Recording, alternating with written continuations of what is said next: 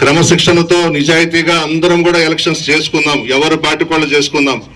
ప్రజలు ఆశీర్వదిస్తే మా వాళ్ళు గెలుస్తారు, లేదంటే మీ వైపు ఉంటుంది. అంతే తప్ప బెదిరించి గొడవలు చేసి మేము కైవసం చేసుకోవాలనే ఆలోచన మాత్రం మీ మెదడులో ఉంచి తోసేయండి బయటికి.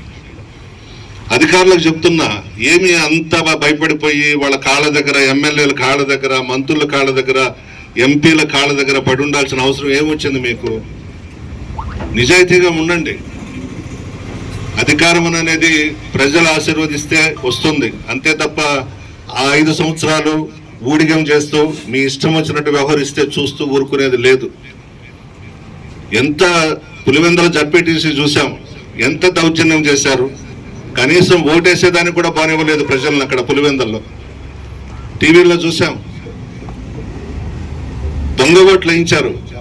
మంత్రులు, ఎమ్మెల్యేలు పోలింగ్ బూతుల్లోకి వెళ్ళి దొంగ ఓట్లు వేయించారు.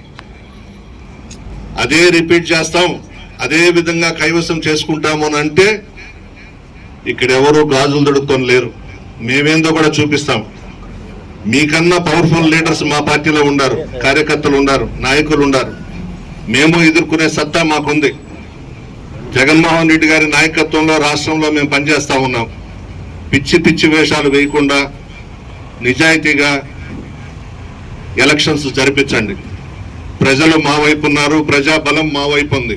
ఒకవేళ ధనబలం మీ వైపు ఉండొచ్చేమో కానీ ప్రజలు మాత్రం తీర్పు ఇవ్వబోతా ఉన్నారు. బ్యాలెట్ పేపర్తో తీర్పు ఇవ్వబోతా ఉన్నారు. మీరు చేసి మోసం చేసి ఈవీఎంలతో అధికారంలోకి వచ్చిన దానికి